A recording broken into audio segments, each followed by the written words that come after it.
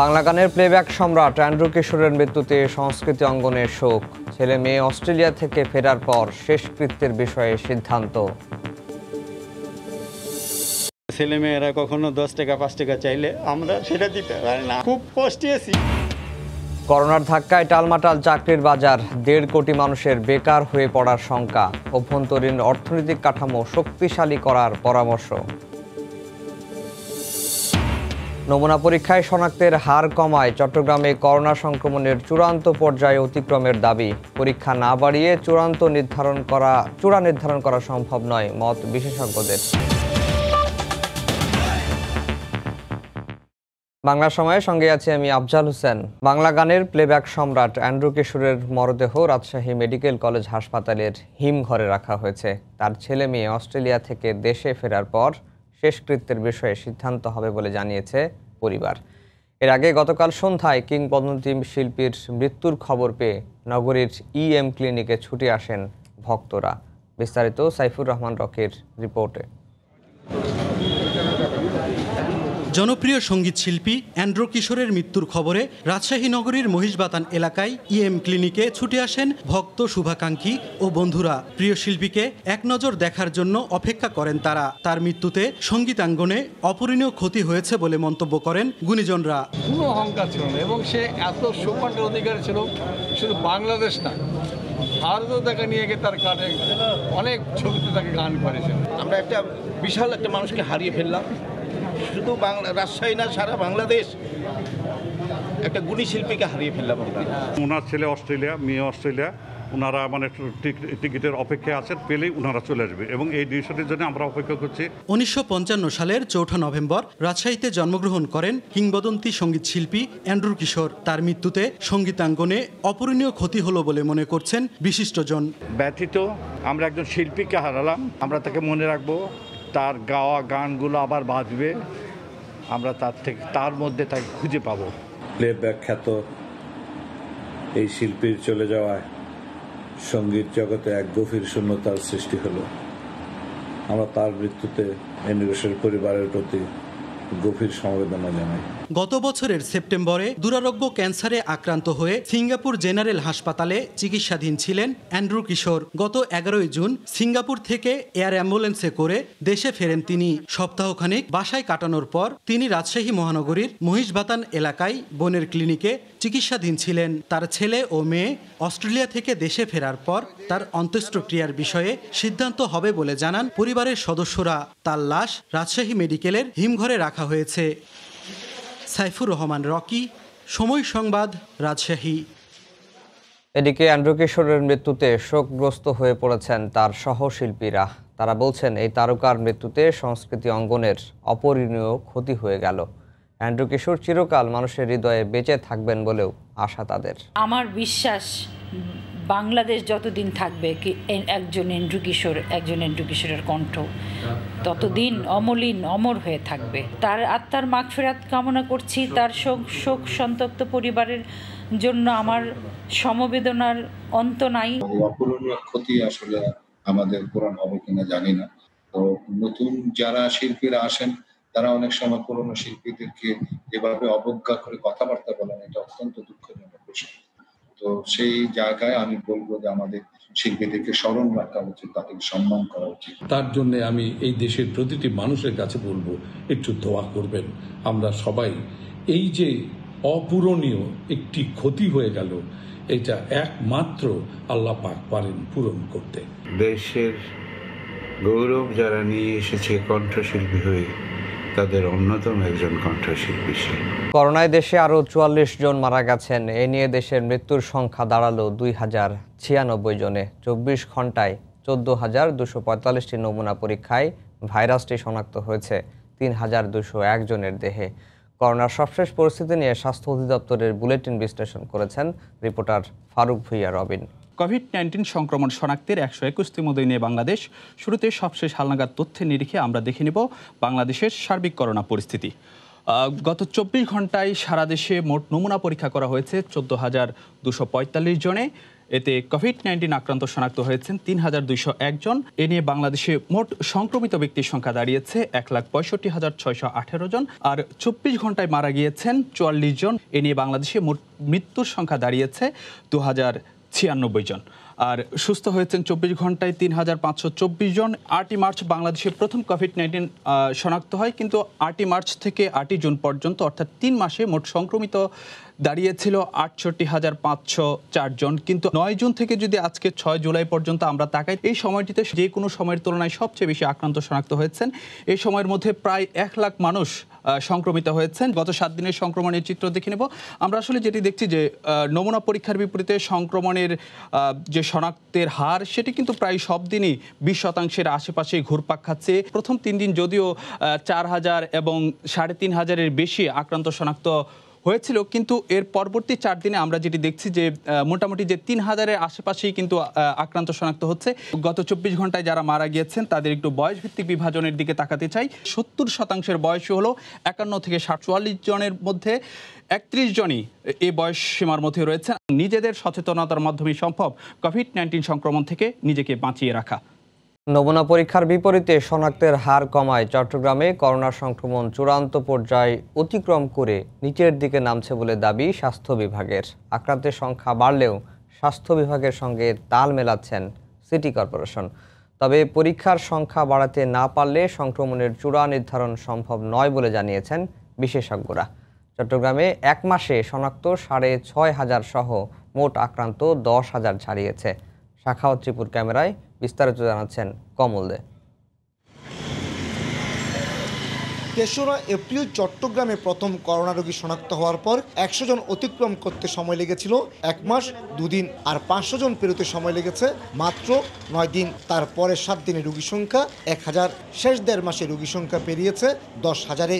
বর্তমানে রোগী সংখ্যা ১০,১৮০ জন।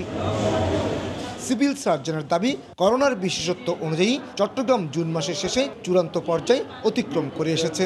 আর মেয়র বলছেন, পরীক্ষার তুলনায় শনাক্তের হার এই মাসে নেমে এসেছে। মৃত্যু হার চট্টগ্রাম যেটা ২-এর উপরে ছিল, সেটা কয়েকদিন ধরে আমাদের ২-এর নিচে চলে আসছে।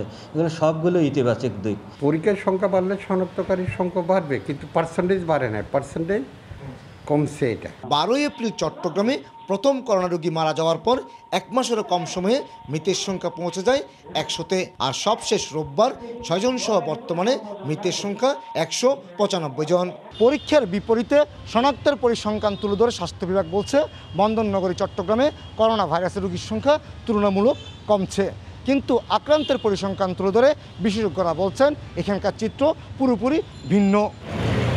হাসপাতালগুলোতে করোনা রোগীর সংখ্যা কমছে বলে স্বাস্থ্য অধিদপ্তর দাবি করলেও বিশেষজ্ঞ চিকিৎসকরা বলছেন, নানা জটিলতায় করোনা আক্রান্ত রোগীরা হাসপাতালের চেয়ে বাসাতে চিকিৎসা নিতে স্বাচ্ছন্দ্য বোধ করছেন। সঠিক চিত্রটা এভাবে আমরা করতে পারি না, আমাদের হাসপাতালে ভর্তির হার অনেক কমে গেছে এবং চাপ অনেক কমে গেছে।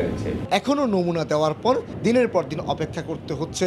আগে প্রতিদিন ৬০০ থেকে ৭০০ নমুনা পরীক্ষা হলো, এখন তা ১৩০০ ছাড়িয়েছে। কিন্তু পরীক্ষার হার বাড়িয়ে চূড়ান্ত সময় নির্ধারণের কথা বলছেন এই চিকিৎসক। ১০০০ টেস্ট করে এটা তাও ১ মাস করতে হবে, করার পরে বলা যাবে যে এটা কমছে কি বাড়ছে। এখনো এটা আগের মতোই আছে, এটা বাড়ছেও না কমছেও না। চট্টগ্রামে বর্তমানে বিশেষায়িত সরকারি হাসপাতালগুলো ছাড়াও 2টি ফিল্ড হাসপাতাল এবং 6টি আইসোলেশন সেন্টারে করোনা রোগীদের সেবা দেওয়া হচ্ছে। কমল দে, সময় সংবাদ, চট্টগ্রাম। করোনার ধাক্কায় বিশ্ববাজারের পাশাপাশি টালমাটাল দেশের চাকরির বাজার। শুধু দেশীয় প্রতিষ্ঠান নয়, অর্থনৈতিকভাবে শক্তিশালী দেশগুলোতে বেকারত্বের হার বাড়ায় সেসব দেশের বহুজাতিক ও আন্তর্জাতিক প্রতিষ্ঠানগুলোর আঞ্চলিক অফিসে কর্মকর্তারাও চাকরি হারাচ্ছেন। বিশেষজ্ঞরা বলছেন, এই অস্থিরতার প্রভাবে বেশি ভুগবে রেমিটেন্স ও রপ্তানি নির্ভর দেশগুলোর অর্থনীতি। তাই অভ্যন্তরীণ অর্থনীতির কাঠামো শক্তিশালী করার পরামর্শ তাদের। সেলিয়া সুলতানার রিপোর্ট। এখন করোনার সাথে যুদ্ধ না, নিজের ক্ষুধার সাথে যুদ্ধ করতেছে মানুষ। স্বপ্নের এই শহর বহু আশার হাতছানি। টাকার হিসেবে বিকোয় সব মৌলিক প্রয়োজন, কিন্তু ইঞ্জিনিয়ারিং শেষ করে পাওয়া চাকরিটিও ছুটে যাওয়ায় নিঃস্ব হয়ে আবার ফিরে যাওয়া। কারো কারো তো ফেরার উপায়ও থাকে না। ছেলেমেয়েরা কখনো 10 টাকা 5 টাকা চাইলে আমরা সেটা দিতে পারি না। খুব কষ্টে আছি। নোটিশ আকারে কোনো ফোকাস করে নাই, তারা আমাদেরকে উইদাউট স্যালারিতে বলতেছে লং টাইম। বড় ছোট বা মাঝারি। করোনা সংকটকালে বিনা নোটিসে সংকুচিত জীবনে আরও সংকুচিত হচ্ছে দেশি বা বিদেশি সব ধরনের চাকরির বাজার। আমাকে টেলিফোন করে আমার কোম্পানি থেকে বলা হলো যে এই প্যান্ডেমিক সিচুয়েশনের কারণে আমরা রিপ্লেসমেন্টে যাচ্ছি এবং আপনি তাদের মধ্যে একজন, এবং আগামী কয়েক মাস পরে কি হবে আমি সেটাও জানি না।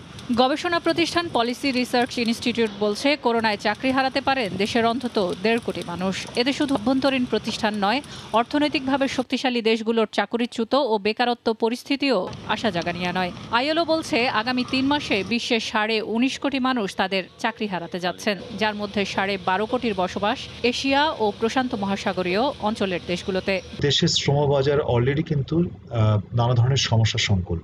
আমরা জানি শ্রমবাজারে 85%-এর বেশি তারা আছে অনানুষ্ঠানিক খাতে, এবং বাইরে থেকে এই শ্রমিকরা যদি ফিরে এসে এই শ্রমবাজারে জয়েন করে তাহলে কিন্তু শ্রমবাজারের উপর একটা অতিরিক্ত চাপ আসবে। বিশ্ববাজারের অর্থনৈতিক মন্দা কাটাতে প্রতিষ্ঠানগুলো কর্মী ছাঁটাইকেই একমাত্র প্রতিরক্ষা নীতি হিসেবে নিচ্ছে। ফলে গবেষণা প্রতিষ্ঠানগুলো বলছে, এই বেকারত্ব বাড়ার সাথে সাথে সবচেয়ে বেশি হুমকির মুখে পড়বে রপ্তানি এবং শ্রম রপ্তানির্ভর অর্থনৈতিক দেশগুলো। বৈদেশিক বাণিজ্যমুখী যে আমাদের দৃষ্টিভঙ্গি আছে তার সাথে দেশের ভেতরের যে চাহিদা তাকে মাথায় রেখে এটা একটা অর্থনৈতিক পরিকল্পনাকে এখন একটা সামঞ্জস্যপূর্ণ বা ভারসাম্য তৈরি করার সুযোগ আছে। এই চ্যালেঞ্জকে মোকাবেলা করবার জন্য দীর্ঘমেয়াদে আমাদের আসলে অর্থনীতিকে বহুমুখীকরণ করা দরকার।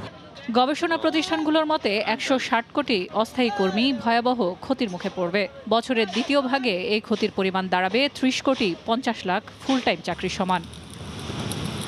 সেলিয়া সুলতানা, সময় সংবাদ, ঢাকা।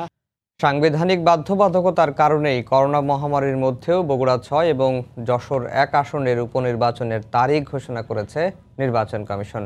ইসি সচিবের অজুহাত, এ বিষয়ে রাষ্ট্রপতির হস্তক্ষেপ জরুরি ছিল, কিন্তু আইন মন্ত্রণালয় থেকে পাওয়া যায়নি ইতিবাচক সাড়া। তবে দুর্যোগকালে নির্বাচনের আয়োজন করাকে অযৌক্তিক বলছেন বিশ্লেষকরা। আরও জানাচ্ছেন বেলায়েত হোসাইন। করোনা মহামারী যখন দেশে কেবল প্রবেশ করলো, আক্রান্তের সংখ্যাও ছিল হাতে গোনা। তখন ঢাকা 10 আসনে উপনির্বাচনের আয়োজন করে তোপের মুখে পড়েছিল নির্বাচন কমিশন। নানা মহলের সমালোচনায় চট্টগ্রাম সিটি নির্বাচন ও বেশ কয়েকটি আসনের উপনির্বাচন থেকে সরে আসতে বাধ্য হয়েছিল ইসি। এখন দেশে আক্রান্তের সংখ্যা 2 লাখ ছুঁই। এই মহামারীর মধ্যেই আবারও বগুড়া 6 এবং যশোর 1 আসনে 14 জুলাই ভোটের তারিখ ঘোষণা করে দেয় নির্বাচন কমিশন। কেউ যদি 2 ভোট পায় আর কেউ যদি 1 ভোট পায় তাহলে 2 ভোট পেয়ে জিতে যাবে। অতএব এটা সাংবিধানিক ধারাবাহিকতা রাখার জন্যই নির্বাচনটা করতে হচ্ছে। সংবিধান বলছে, নির্ধারিত 90 দিনের পর দুর্যোগকালীন আরও 90 দিন বাড়াতে পারেন প্রধান নির্বাচন কমিশনার। সেই সময়সীমাও পার হয়ে গেলে রাষ্ট্রপতি কিংবা আদালতের হস্তক্ষেপে নির্বাচন স্থগিত করে রাখা যায়। এক্ষেত্রে ইতিবাচক সাড়া পাওয়া যায়নি বলে দাবি কমিশন সচিবের। মহান রাষ্ট্রপতির সাথে আমাদের মাননীয় প্রধান নির্বাচন কমিশনার দেখা করেছিলেন। তাহলে মহান রাষ্ট্রপতি বললেন, ঠিক আছে আপনারা এটা ফরমাল প্রস্তাব দেন। আমরা দিয়ে দিয়েছি আইন মন্ত্রণালয় এটা কথা বলা বললে তারা ওই কথাই আমাদের সাংবিধানিক একটা শূন্যতা দেখা দিবে এবং ভবিষ্যতে এগুলো নিয়ে আরও জটিলতার সৃষ্টি হতে পারে। তো এই জন্য নির্বাচন করতে হবে। তবে নির্বাচন বিশ্লেষকদের মতে, এ দুর্যোগে নির্বাচনের আয়োজন করার দায় কমিশনের উপরই বর্তায়। ইলেকশন এটা অপরিহার্য হয়ে পড়ে না, কারণ জননিরাপত্তা এবং জনস্বাস্থ্য এটা অনেক বেশি ইম্পর্টেন্ট হয়ে যায়। কোর্টকে জানাবে অথবা রাষ্ট্রপতিকে জানাবে, তখন এটা নির্দেশনা আসবে। কিন্তু তারা যদি বলতে আবার সব বাধ্যতা আমাকে না বললে আমি চাই যাবো, এটা তো কোনো কথা হয় না ভাই। এন্টায়ার রেসপন্সিবল ইলেকশন কমিশন, সিদ্ধান্তের দায়। করোনার কারণে চট্টগ্রাম সিটি সহ আটকে থাকা স্থানীয় সরকারের প্রায় 200 পরিষদের নির্বাচন সহসাই আয়োজন করা হবে না বলেও জানিয়েছেন কমিশন সচিব। বেলায়েত হোসাইন, সময় সংবাদ, ঢাকা। স্বাস্থ্য খাতের আলোচিত ঠিকাদার মোতাজিরুল ইসলাম মিঠুর ভাতিজি উম্মে সুলতানা নওশিনকে রংপুর মেডিকেল থেকে লালমনিরহাট 100 শয্যা হাসপাতালে বদলি করা হয়েছে। গতকাল বিকেলে স্বাস্থ্য অধিদপ্তরের পরিচালক ডাক্তার মোহাম্মদ বেলাল হোসেন স্বাক্ষরিত এক চিঠিতে এই আদেশ দেয়া হয়। পত্রপ্রাপ্তির 4 দিনের মধ্যে বদলিকৃত স্থানে যোগ না দিলে 5ম দিন থেকে অব্যাহতি হিসেবে গণ্য হবে বলে চিঠিতে উল্লেখ করা হয়। গত শনি ও রোববার সময় সংবাদে ঠিকাদার মিঠু বিদেশে অবস্থান করেও রংপুর মেডিকেলের পরিচালকের পিএসের পদে তার ভাতিজিকে বসিয়ে সিন্ডিকেট নিয়ন্ত্রণ করছেন এমন প্রতিবেদন প্রচারের পর স্বাস্থ্য অধিদপ্তর বদলির এই আদেশ দিল।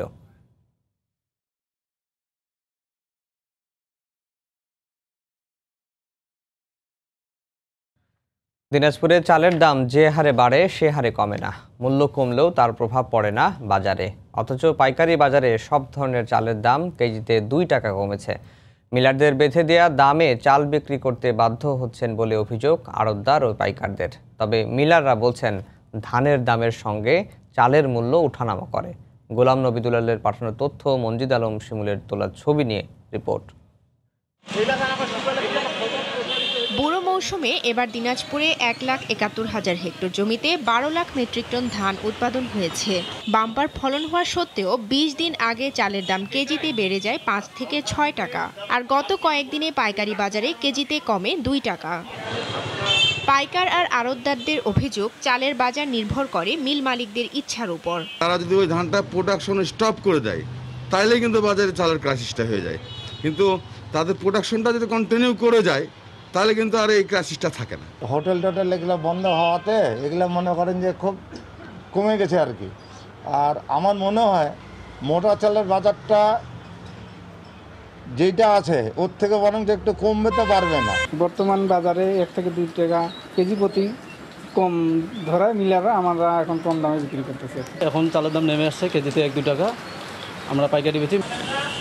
চালকল মালিক সমিতির দাবি, ধানের দামের উপর সমন্বয় করে চালের মূল্য নির্ধারণ করা হয়। রিটেলাররা দোষ দিবে হোলসেলার, হোলসেলার দোষ দিবে মিলার, মিলার দোষ দিবে কৃষক। এই টোটালে দোষের জায়গাটা নয়, বিশ্লেষণের জায়গাটা আমাদের আসা উচিত। বাজার নিয়ন্ত্রণে সরকারের কঠোর নজরদারি থাকলে কৃষক ও সাধারণ মানুষ উপকৃত হবে বলে মনে করেন কৃষক নেতা। সরকারের উচিত এটা বাজারটা মনিটরিং করার। কৃষক এবং ক্রেতা যারা মনে করেন যে কিনে খায় এরাও উভয় পক্ষ লাভবান হবে। জেলা খাদ্য বিভাগ এবার মিলারদের কাছ থেকে 91,700 মেট্রিক টন চাল কিনবে। চাল উৎপাদন হয়েছে 8 লাখ মেট্রিক টন। সময় সংবাদ, দিনাজপুর। করোনা ভাইরাসের প্রভাবে আমদানি করা কাঁচামালের অভাবে ব্যাহত হচ্ছে রপ্তানি খাতের উৎপাদন। চীন নির্ভরতা বাড়ায় ওষুধ ও পোশাক খাতের মতো রপ্তানিমুখী খাতের কাঁচামাল আমদানি কমেছে 3 থেকে সর্বোচ্চ 22% পর্যন্ত। এমন অবস্থা চলতে থাকলে রপ্তানি খাতগুলো দীর্ঘমেয়াদে ক্ষতির মুখে পড়তে পারে বলে শঙ্কা সংশ্লিষ্টদের। ঝুঁকি এড়াতে এখনই নতুন বাজার খোঁজার পাশাপাশি বিশ্ব সংস্থার সাথে সম্পর্ক বাড়ানোর আহ্বান বিশেষজ্ঞদের। মামুন আবদুল্লাহর রিপোর্ট। করোনা জ্বরে যখন কাঁপছে বিশ্ব অর্থনীতির চাকা, তখন বাদ যায়নি দেশের কাঁচামাল আমদানি নির্ভর খাতগুলো। বাংলাদেশ ব্যাংকের তথ্যমতে গত অর্থবছরের জুলাই থেকে জানুয়ারির তুলনায় চলতি অর্থবছরের একই সময়ে বিভিন্ন শিল্পের কাঁচামাল আমদানি কমেছে। কাপড় তৈরির জন্য ব্যবহৃত সুতা আমদানি কমেছে 22.44%। তৈরি পোশাক শিল্পে ব্যবহৃত বস্ত্র সামগ্রী আমদানি হ্রাস পেয়েছে 3.72%। ওষুধ শিল্পে ব্যবহৃত বিভিন্ন ধরনের কাঁচামাল আমদানি কমেছে প্রায় 7%। 3 মাসের মধ্যে আমাদের কোনো প্রবলেম হয় না, কিন্তু এখন কিছু কিছু র মেটেরিয়াল আছে যেটা সেন্সিটিভ বা ইয়ারে আমরা বাংলাদেশের সাথে পৃথিবীর বহু জায়গায় ইয়ার কানেকশন নাই। মানুষ সুযোগ পেলে দাম বাড়ায় দেয়। র মেটেরিয়ালস এবং ইন্টারমিডিয়েট দাম বেড়েছে। ইন্ডিয়ার গভর্নমেন্ট কিছু কিছু আইটেম বন্ধ করে দেবে। যে অর্ডারগুলো ছিল বাইরেরা ক্যান্সেল করছে। এখন নতুন কোনো অর্ডার ইউরোপ বা আমেরিকা থেকে আসতেছে না। এখন স্যাম্পল ডেভেলপমেন্ট চলতেছে, আশা করি 2 মাস পর অর্ডার হয়ে যাবে। রপ্তানিমুখী পণ্য উৎপাদনে সরকারি সহায়তার কোনো বিকল্প নেই বলে জানান ব্যবসায়ীরা। আমরা অ্যাক্সেসরি সেক্টর, ডিম অ্যাক্সেসরি আমরা এখন পর্যন্ত কোথাও থেকে কোনো কিছুই পাই নাই। ফেব্রুয়ারি মাসের এই সময়কালীন যে পণ্য সরবরাহ সেই পয়সাগুলো টোটালি আটকে গেছে। এখানে প্রায় $500 বিলিয়ন কাছাকাছি আমাদের পয়সা আটকে গেছে। সংকট মোকাবেলায় নতুন নীতি প্রণয়নের পাশাপাশি বিশ্ব সংস্থার সাথে সম্পর্ক বাড়ানোর আহ্বান বিশেষজ্ঞদের। একটা দেশের উপর নির্ভর করে যদি ব্যবসা করতে হয়, সেটা কি খারাপ কাজটা হতে পারে, সাপ্লাই চেনে তার কি ইফেক্ট পড়তে পারে, পৃথিবীর সব কোম্পানি এটা বুঝে গেছে। বৈশ্বিক যে সংগঠনগুলো আছে, IMF, ওয়ার্ল্ড ব্যাংক, তাদের সঙ্গে আমাদের যোগাযোগটা বাড়াতে হবে, তাদের কাছ থেকে আমাদের সাহায্য নিয়ে আসতে হবে এবং খুব স্বচ্ছভাবে সেই সাহায্যগুলো মানুষের মধ্যে করে দিতে হবে। বাংলাদেশের মোট আমদানির 26% আসে চীন থেকে, ভারত থেকে আসে 15%, আর বাকি 60% আসে অন্যান্য দেশ থেকে। মামুন আবদুল্লাহ, সময় সংবাদ, ঢাকা। মানিকগঞ্জে যমুনার পানি কমতে শুরু করার পর এবার নদীর তীরে বিভিন্ন এলাকায় দেখা দিয়েছে ভাঙন। এই মুহূর্তে দৌলতপুর এলাকায় আছেন রিপোর্টার ইউসুফ আলী। সরাসরি চলে যাচ্ছি তার কাছে। ইউসুফ, পাটুরিয়া মানিকগঞ্জের কিন্তু এটা দৌলতপুর ঘেওট এবং শিবলা হরিরামপুর যেটা পদ্মা যমুনা নদী রয়েছে তার কিন্তু পানি কিছুটা কমেছে গত 24 ঘন্টায়, কিন্তু এখনো কিন্তু আসলে মানিকগঞ্জের দৌলতপুরের যেটা নিম্ন অঞ্চল রয়েছে সেই বাড়িঘর থেকে কিন্তু যে আসলে 10% বাড়িতে পানি উঠেছিল ইতিমধ্যে সেই থেকে কিন্তু পানি নেমে গিয়েছে, কিন্তু এখনো কিন্তু পানিবন্দী রয়েছে প্রায় 30,000 এই অঞ্চলের মানুষ। তো তাদের সাথে আমি কথা বলেছি, তারা আমাকে জানিয়েছে আসলে তাদের এখন যেটা সমস্যা হচ্ছে গো খাদ্যের, এবং তারা কিন্তু একটা হাট বাজার করতে পারছে না, তো রাস্তাঘাট এখনো তলিয়ে রয়েছে। অন্যদিকে এই পানি কমার দরুন কিন্তু আবার শুরু হয়েছে নদী ভাঙ্গন। তবে গতকাল কিন্তু নদী ভাঙ্গনের তীব্রতাটা একটু বেশি ছিল, তো সেই ক্ষেত্রে কিন্তু আজকে তীব্রতা একটু কমে এসেছে। সেই ক্ষেত্রে কিন্তু এইটা মানিকগঞ্জের আসলে যে 4টে ইউনিয়ন আছে, 4টে ইউনিয়নে আসলে নদী ভাঙ্গন এলাকা, যে বাচামারা, বাগুটিয়া, জিয়ানপুর এবং চরকাটারি। আমি রয়েছি জিয়ানপুর যে বন্যা গ্রামে, এই গ্রামে কিন্তু আসলে কিছুক্ষণ আগেও কিন্তু চলে যাচ্ছে, মাটিটা নিয়ে যাচ্ছে এই নদীতে। তো সেই ক্ষেত্রে কিন্তু আমি তো সব জায়গায় খবর নিয়েছি, তো সবকিছু মিলিয়ে এই অঞ্চলের আসলে 10টি বাড়িতে গত 24 ঘন্টায় নদী ঘরে বিলীন হয়েছে, এবং 50টি ঘর বাড়ি নিয়ে অনেকে অন্যত্র সরে গিয়েছে। সবকিছু মিলিয়ে তারা কিন্তু একটা দিশাহারা হয়ে পড়েছে। একদিকে এই করোনার সময়টা তাদের আয় রোজগার হারিয়ে গেছে, অন্যদিকে তারা একদম দিশাহারা হয়ে পড়েছে। এই ছিল আফজাল আমার কাছে মানিকগঞ্জের দৌলতপুর থেকে সর্বশেষ অবস্থা। আফজাল। দিনাজপুরের বিরলে স্থলবন্দরটি চালুর প্রক্রিয়া শেষ পর্যায়ে, দ্রুতই শুরু হবে বন্দরের বাংলাদেশ অংশে 4 লেনের বাড়তি রেলপথ নির্মাণের কাজ। গতকাল স্থলবন্দর পরিদর্শন করেন রেলমন্ত্রী নুরুল ইসলাম সুজন ও নৌ পরিবহন প্রতিমন্ত্রী খালিদ মাহমুদ চৌধুরী। পরে দ্রুত স্থলবন্দরটি চালু করা হবে বলে জানান তারা। এদিকে বন্দরটি চালু হলে বাংলাদেশের সঙ্গে পশ্চিমবঙ্গের রাধিকাপুর হয়ে ভারত, নেপাল এবং ভুটানের সঙ্গে সড়ক ও রেল যোগাযোগ সহজ হবে। আমদানি রপ্তানির পাশাপাশি চলবে যাত্রী পরিবহনও। মাননীয় প্রধানমন্ত্রী 13 সালের 22 অক্টোবর বলে গেছে দিনাজপুরের মাটিতে দাঁড়িয়ে বিরল স্থলবন্দর হবে, অতএব এটা হবে। 1300 কোটি টাকার রেল লাইনের কাজ হয়েছে, তাহলে আমরা 200 কোটি টাকার এই স্লাইড করতে পারবো না?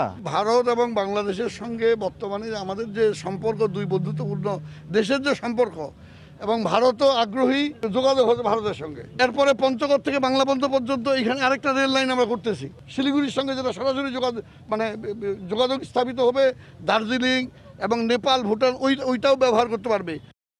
যশোরের রাষ্ট্রায়ত্ত পাটকল বন্ধের সিদ্ধান্ত বাতিলের দাবিতে মানববন্ধন করেছেন উদীচী শিল্পী গোষ্ঠী। গতকাল দুপুরে প্রেস ক্লাবের সামনে ঘণ্টাব্যাপী কর্মসূচিতে বক্তারা বলেন, পাটকল বন্ধ না করে তা আধুনিকায়ন ও নতুন বাজার সৃষ্টি করতে হবে, তাহলেই সুফল আসবে। সরকারের এমন সিদ্ধান্তের ফলে হাজার হাজার শ্রমিক বেকার হয়ে পড়েছেন। করোনাকালে পাটকলের শ্রমিকরা পরিবার নিয়ে দুর্বিষহ জীবনযাপন করছেন বলেও জানান তারা। ময়মনসিংহ সিটি কর্পোরেশনে মশক নিধন অভিযান শুরু হয়েছে। গতকাল দুপুরে নগরীর বাউন্ডারি রোড এলাকায় মশার ওষুধ ছিটিয়ে কার্যক্রমের উদ্বোধন করেন সিটি কর্পোরেশনের মেয়র ইকরামুল হক টিটু। সিটি কর্পোরেশনের সবকটি ওয়ার্ডে একযোগে চলবে এই কার্যক্রম। এডিস মশার প্রজনন ক্ষেত্র ধ্বংস করতে নগরবাসীকে সচেতন হওয়ার আহ্বান জানান সিটি মেয়র। রাজবাড়ীতে ফ্রি মেডিকেল ক্যাম্প করেছে সেনাবাহিনী। গতকাল সকালে রাজবাড়ী সরকারি উচ্চ বিদ্যালয় মাঠে এই কর্মসূচির উদ্বোধন করেন 55 পদাতিক ডিভিশনের 21 পদাতিক ব্রিগেডিয়ার জেনারেল রিয়াজুর রহমান। এ সময় সেনাবাহিনীর পক্ষ থেকে বিনামূল্যে ওষুধ, হ্যান্ড স্যানিটাইজার, মাস্ক ও খাদ্য সহায়তা দেওয়া হয়। ক্যাম্পে 7 জন চিকিৎসক ও 6 জন নার্স চিকিৎসা সেবা প্রদান করেন।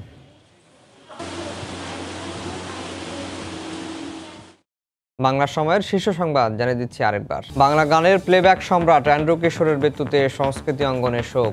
ছেলে মেয়ে অস্ট্রেলিয়া থেকে ফেরার পর শেষকৃত্যের বিষয়ে সিদ্ধান্ত।